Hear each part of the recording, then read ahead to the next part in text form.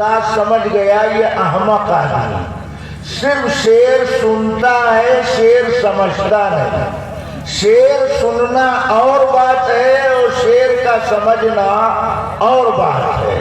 استاد نے کہا کہ یہ شعر 1,00,000 روپے کا ہے، تو جاہل شاگرد نے سمجھ لیا اس شعر کی کل قیمت 1,00,000 روپیہ۔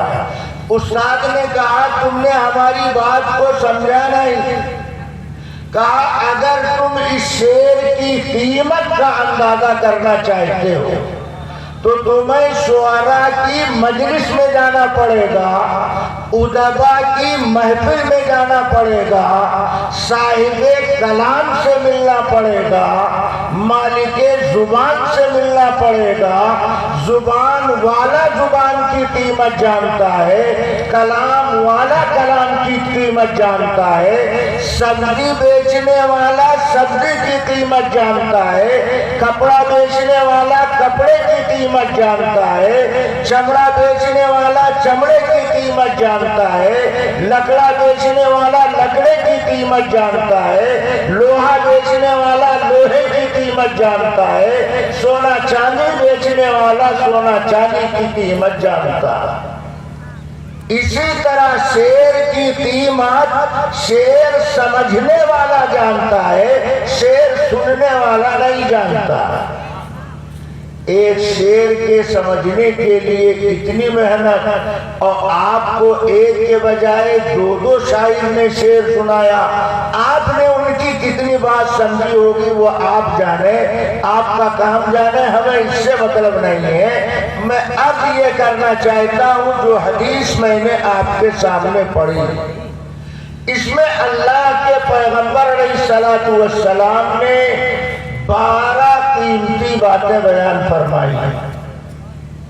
ان 12 باتوں میں سے 3 باتیں وہ ہیں جس کے کرنے کی وجہ سے انسان ہلاکت میں پڑتا، اور 3 کام وہ ہیں جس کے کرنے کی وجہ سے انسان مصیبت سے نجات پاتا، اور 3 کام وہ ہیں جس کے کرنے سے کرنے والے کے گناہ معاف کیے جاتے ہیں، اور 3 باتیں وہ ہیں جس کے اہتمام سے اہتمام کرنے والے کے دنیا آخرت میں اللہ درجات بلند کرتا۔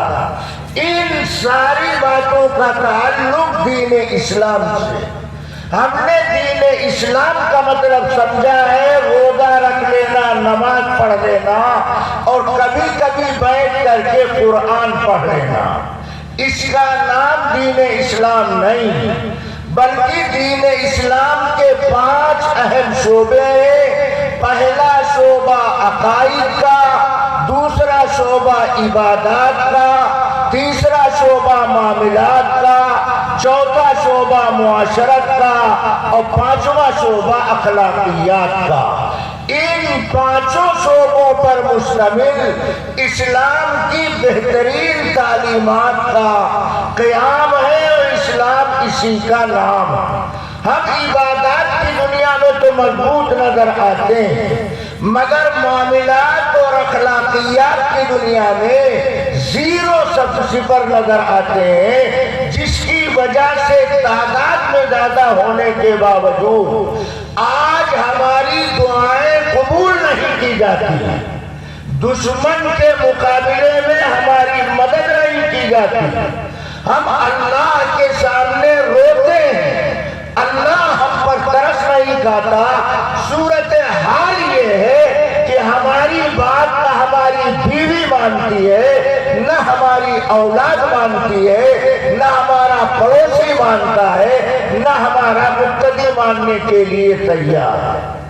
یہ ساری مصیبت و ساری آفت ہم پر کیوں مسلط ہے؟ اس کی وجہ یہ ہے کہ دین اسلام کا ہم سے عمل کی دنیا میں جس طرح مطالبہ ہے، ہم اس کے عمل کرنے کے لیے تیار نہیں۔ حضرت محمد رسول اللہ صلی اللہ علیہ وسلم نے فرمایا کہ جو آدمی 3 کام کرے گا وہ ہلاکت میں پڑے گا، دنیا آخرت میں مصیبت اس کا پیچھا نہیں چھوڑے گی۔ ان میں پہلی چیز ہے فشوہن مطاعن وہبن متبعن واعجاب المرء بنفسہ، پہلی چیز ہے بخل کی تابعداری کرنا، دوسری چیز ہے خواہشات نفس کی اتباع کرنا، اور تیسری چیز ہے اپنے آپ کو اچھا سمجھنا۔ اب ان تینوں باتوں کی میں ہلکی تشریح کرتا ہوں۔ بخل کی تابعداری کا مطلب کیا ہے؟ ایک ہے سخاوت اور ایک ہے بخالت، دونوں میں فرق ہے۔ سخاوت کہتے ہیں موقع ضرورت پر ضرورت سے زیادہ خرچ کرنا، یہ سخاوت کہلاتا ہے، اور بخالت کہتے ہیں موقع ضرورت پہ خرچ نہ کرنا، اس کو بخل کہا جاتا ہے، اسی کا نام کنجوسی۔ اللہ کے نبی کہتے ہیں جس کے اندر بخل کی عادت ہوگی، موقع ضرورت پر خرچ کرنے کے لیے تیار نہیں، مثلا دین کی تعلیم کی اشاعت کے لیے پیسے کی ضرورت ہے، وہاں پیسہ خرچ کرنے پر اس کی جیب پر قہر پڑ جاتا، اور فضولیات و لغویات و منکرات کی دنیا میں پیسہ پانی کی طرح بہاتا ہے، ایسا آدمی بخیل کہلاتا۔ سخی وہ آدمی کہلاتا ہے کہ دین کی ضرورت کے لیے 1000 روپے کی حاجت ہے، مگر وہ اپنے سخاوت کی وجہ سے وہ 2000 روپیہ خرچ کرتا ہے۔ اللہ کے نبی یہ بتا رہے ہیں کہ اللہ دینا جانتا ہے اور اللہ لینا جانتا ہے۔ اگر ضرورت کی جگہ پر خرچ نہیں کرو گے تو وہ اللہ تمہارے ہاتھ میں کاسے گدائی تھما سکتا ہے، لہذا موقع ضرورت پر خرچ کرنے سے کنارہ کشی اختیار نہیں کرنا چاہیے اور بخل سے اپنے آپ کو بچانا چاہیے۔ دوسری چیز ہلاکت میں ڈالنے والی خواہش نفس کی تابعداری کرنا۔ خواہش نفس کی تابعداری کا مطلب کیا؟ اس کا مطلب یہ ہے وہ کام کرتا ہے جو اس کے جی کو اچھا لگتا، وہ کام نہیں کرتا جس کے کرنے کی شریعت حکم کرتی۔ مثلا ہر آدمی جانتا ہے کہ شریعت 5 نماز کی پابندی کا حکم کرتی، مگر یہ جاننے کے باوجود نماز پڑھنے کے لیے تیار نہیں۔ شریعت نے گانا گانے سے، گانا سننے سے منع کیا، یہ جانتا ہے، مگر گانا گاتا بھی ہے، گانا سنتا بھی ہے، گالی بکتا بھی ہے، گالی سنتا بھی ہے۔ اس کے جی کو جو چیز اچھی لگتی ہے اس کی تابعداری کرتا ہے، یہ شریعت کے حکم کی پرواہ نہیں کرتا۔ جس آدمی کا یہ مزاج ہوگا اللہ کے نبی کہتے ہیں وہ ہلاکت کے اندر مبتلا۔ اور تیسری چیز وہ اعجاب المرء بنفسہ، آدمی کا اپنے آپ کو اچھا سمجھنا، یہ بربادی کا زینہ ہے۔ چاہے جتنے نیک بن جاؤ مگر اپنے آپ کو سب سے کمتر سمجھو۔ تواضع کا مطلب لفظ حقیر اپنے نام کے ساتھ لکھ دینا یا لفظ فقیر کا استعمال کر لینا، یہ تواضع کی پہچان نہیں ہے۔ اصل تواضع انسان کے دل کے اندر ہونا چاہیے۔ دلی اعتبار سے انسان اپنے آپ کو سب سے زیادہ گنہگار، سب سے زیادہ خطا کار تصور کرے۔ اگر چند رکعت نفل پڑھنے لگا تو اپنے آپ کو وقت کا جنیش سمجھنے لگا۔ حاجی نہیں ہے مگر محلے کے نوجوان اس کو حاجی کہہ کر پکارتے ہیں، منع نہیں کرتا کہ میں نے حج نہیں کیا۔ یہ تو ایسے ہی ہے جیسے کسی جاہل کو حافظ کہہ کر کے پکارا جائے۔ عالم نہیں ہے مگر لوگ اس کو عالم سمجھتے ہیں، عالم بولتے ہیں۔ وہ اپنے آپ کو اس بات میں اچھا سمجھتا ہے، بھلے وہ اپنے آپ کو اچھا سمجھتا رہے مگر نبی کی ارشاد کے مطابق وہ اپنے آپ کو ہلاکت میں ڈالنے والا ہے، بربادی کی وادی میں اترنے والا ہے۔ آدمی پسندی اس کو بربادی کے راستے پر لے جاتی ہے. اس لیے چاہے جتنے اچھے اعمال کر ڈالو، یہ نہ سمجھو کہ ہم سب سے اچھے ہیں، ہم سب سے نہیں. جو آدمی اپنے آپ کو اچھا سمجھے گا اس کی اصلاح نہیں ہو سکتی. 72 بیماریوں کا مجموعہ اور اپنے آپ کو حکیم زمان سمجھتا ہو تو ایسے آدمی کے مرنے کے دن قریب آ جائیں گے. اللہ کے نبی کہتے ہیں خود پسندی، اپنے آپ کو اچھا سمجھنا یہ ہلاکت میں ڈالنے والی چیز ہے. ان 3 چیزوں سے بچنا چاہیے. آگے اللہ کے پیغمبر فرماتے وَأَمَّا الْمُنْجِئَاتِ، مسائل مشکلات سے نجات دلانے والی 3 چیزیں. پہلی چیز فَالْعَدْلُ فِي الْغَضَبِ وَالرِّضَى وَالْقَصْدُ فِي الْفَقْرِ وَالْغِنَى وَخَشْيَةُ اللَّهِ تَعَالَى فِي السِّرِّ وَالْعَلَانِيَةِ. پہلی چیز غصے میں اور خوشی میں انصاف کی بات کرنا. انصاف کی بات کرنا بہت مشکل، طرفداری کرنا بہت آسان. اللہ کے نبی کہتے ہیں کہ جو غصے میں اور خوشی میں حق اور انصاف کی بات کرے گا وہ مشکلات سے نجات پائے گا. جیسے ایک مرتبہ حضرت عبداللہ بن عمر رضی اللہ تعالیٰ عنہ کے سامنے ایک یہودی نے اللہ کے نبی کو گالی دے دیا. صحابہ کرام کی پوری جماعت اپنے جسم و جان سے زیادہ اللہ کے نبی کو عزیز رکھتے. وہ نبی کے لیے مر جانا اپنی زندگی کے لیے معراج سمجھتے تھے. حضرت علی نے یہودی کی زبان سے نبی کے بارے میں گالی کے الفاظ سنے تو یہودی کا گریبان پکڑ کر کے زمین پر پٹک دیا اور اس کے سینے پر سوار ہو گئے. جب حضرت علی یہودی کے سینے پر بیٹھ گئے تو یہودی سوچنے لگا علی آج چھوڑیں گے نہیں. اتنے میں یہودی نے حضرت علی کے منہ پر تھوک دیا. جب یہودی نے علی کے منہ پر تھوکا تو حضرت علی نے اس یہودی کو چھوڑ دیا، الگ کھڑے ہو گئے. ساتھ میں کھڑے لوگوں نے کہا علی تم بھی عجیب آدمی ہو، ابھی تک اس کے سینے پر سوار تھے، ایسے ظالم انسان کو تم نے اپنے پنجے سے رہا کر دیا. تو حضرت علی نے کہا سنو، میں نے اس کو زمین پر پٹکا تھا نبی کی محبت میں کہ میرے جی ہمارے پیغمبر کو گالی دے، ہمارے ماں باپ کو گالی دے دے، یہ ہم برداشت کر سکتے ہیں، مگر ہمارے جیتے جی پیغمبر کو گالی ہم یہ برداشت نہیں کر سکتے، اس لیے ہم نے اس کو زمین پر پٹک دیا. لیکن جب اس نے میرے چہرے پر میرے منہ پر تھوکا تو مجھے غصہ آ گیا.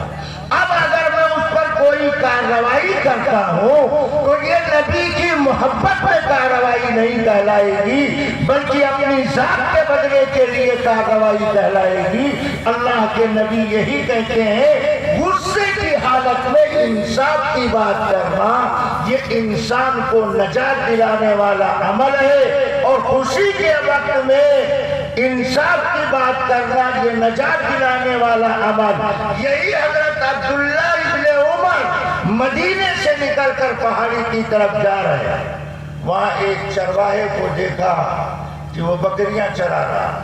حضرت عبداللہ ابن عمر نے کہا اس چرواہے کا امتحان لینا چاہیے.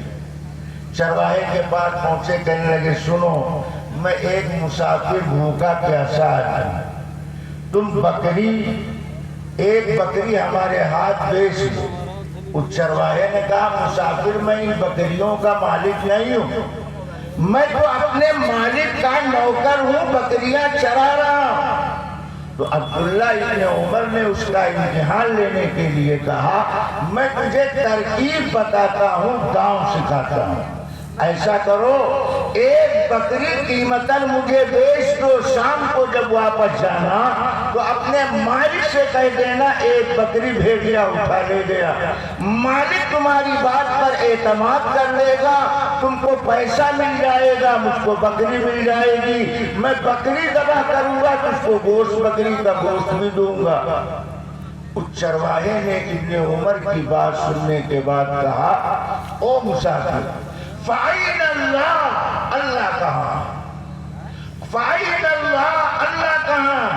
ہمارا مالک اگر پہاڑی کی چوٹی پر نہیں ہے تو ہمارے مالک کا مالک تمہارا مالک وہ اللہ دیکھ رہا ہے۔ فَأَيْنَ اللَّهُ اللہ کہاں ہے؟ مالک غائب ہے مگر اللہ غائب نہیں ہے۔ حضرت ابن عمر کہتے ہیں اس چرواہے کی بات سن کر کے میں نے پہاڑی پر کہا زمین پر جب تک اللہ سے ڈرنے والے حق کی بات کرنے والے زمین پر جب تک ایسے لوگ بستے ہیں اللہ اس قوم کو برباد نہیں کرے گا جو اللہ کا ڈر اپنے دل کے اندر رکھتے۔ حضرت ابن عمر کو چرواہے کا وہ جواب اتنا اچھا لگا کہ ابن عمر اس پہاڑی سے اترے اور راستے میں بولتے جاتے ہیں فَأَيْنَ اللَّهُ فَأَيْنَ اللَّهُ، یہاں تک کہ چرواہے کے مالک کے پاس پہنچی۔ ابن عمر مالک کے پاس پہنچنے کے بعد کہتے ہیں اے بکریوں کی ریوڑ کے مالک، تم ان بکریوں کو اور اس چرواہے کو آزاد کر دو۔ بکریوں کا پیسہ کتنا لوگے اور غلام کی آزادی کا پیسہ کتنا لوگے؟ مالک نے قیمت بتایا، ابن عمر نے وہ ساری قیمت ادا کر کے ان بکریوں کو بھی خرید لیا اور اس چرواہے کو آزاد کرایا۔ ان بکریوں کو لے جا کر ابن عمر نے اس چرواہے کے حوالے کر دیا کہ زمین کے اوپر انصاف کی بات کرنے والے، حق کی بات کرنے والے، محتاجی، ضرورت، غصے کی حالت میں اور خوشی کی حالت میں زمین پر جب تک ایسے لوگ رہیں گے، لوگ مشکلات و پریشانی کے اندر مبتلا نہیں ہوں گے تو نجات دلانے والا پہلا عمل یہ، دوسرا عمل اللہ کے نبی فرماتے ہیں وَالْقَصْدُ فِي الْفَقْرِ وَالْغِنَى، محتاجی میں، خوشحالی میں میانہ روی سے خرچ کرنا۔ اپنے اہل و عیال خرچ کرو، ان کا حق ہے مگر اعتدال باقی رکھو۔ یہ نہیں کہ اولاد کی محبت میں خرچ کرنے پر آئے تو قرضہ پر قرضہ لیتے جا رہے ہیں، قرض ادا کرنے کی فکر نہیں کرتے۔ اللہ کے نبی کہتے ہیں مشکلات سے نجات وہی پائے گا جو آدمی تنگی میں اور خوشی میں میانہ روی کے ساتھ خرچ کرنے والا ہوگا۔ اللہ کے دین کے واسطے بھی خرچ کرو، اپنی اولاد کے واسطے بھی خرچ کرو، خرچ کرنے میں بے اعتدالی مت کرو۔ جو لوگ بے اعتدالی کرتے ہیں دنیا میں ان کو رسوائی کا سامنا کرنا پڑتا ہے۔ مثلا نکاح کیا تو باراتیوں پر خرچ، یہ باراتی لعنتی خرافاتی یہ کہاں سے شریعت میں گھس گئے؟ ان کا دین شریعت سے کیا رشتہ؟ اسلامی تعلیمات کے شعبوں میں باراتیوں کا کوئی کھانا آپ کو نہیں ملے گا۔ اور کتنی بڑی بے غیرتی کی بات ہے، آپ سنجیدگی سے غور کریں ہماری بات پر تو میں یقین کے ساتھ کہتا ہوں کہ آپ کا دل بھی باراتی بننے سے نفرت کرے گا۔ مثال کے طور پر آپ باراتی لڑکے کس کی شادی میں باراتی بن کر جا رہے ہیں؟ بیٹے کے باپ نے باراتی کارڈ آپ کے پاس بھیجا ہے کہ فلاں تاریخ کو گاڑی پر سوار ہو کے باراتی بن کر خرافاتی بن کر آپ کو چلنا۔ آپ وہ شادی کارڈ دیکھے تو اس میں لڑکے کا نام، لڑکے کے باپ کا نام، باپ کا موبائل نمبر، لڑکے کے باپ کے گھر کا پتہ، اس کی دعوت پر آئے اور کھانا کہاں کھا رہے ہو؟ دوسرے ڈسٹرکٹ میں لڑکی کے باپ کے گھر۔ لڑکی کے باپ نے نہ گاڑی بھیجی، نہ دعوت دیا، نہ کارڈ بھیجا۔ جس نے گاڑی کا انتظام کیا، جس نے کارڈ بھیجا، جس نے استقبال و اکرام کیا، وہ اعلیٰ درجے کا بخیل ہے، اپنے دسترخوان پر کھانا کھلانے کے لیے تیار نہیں، اور جس نے بلایا نہیں نہیں، اس کے دسترخوان پر آپ کو دوڑا کر کے بٹھا دیا، آپ ایک ٹکڑا کھانے کے لیے کتنے بے غیرت بن چکے ہو۔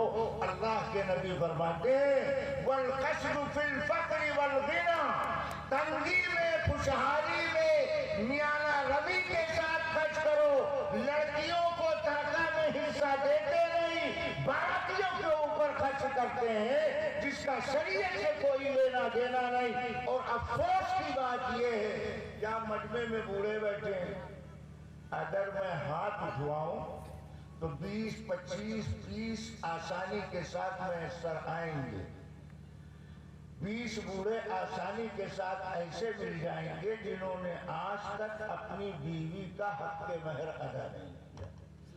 یہ دنیا کتنی ظالم ہے جو اپنی شریک حیات پر رحم کھانے کے لیے تیار نہیں۔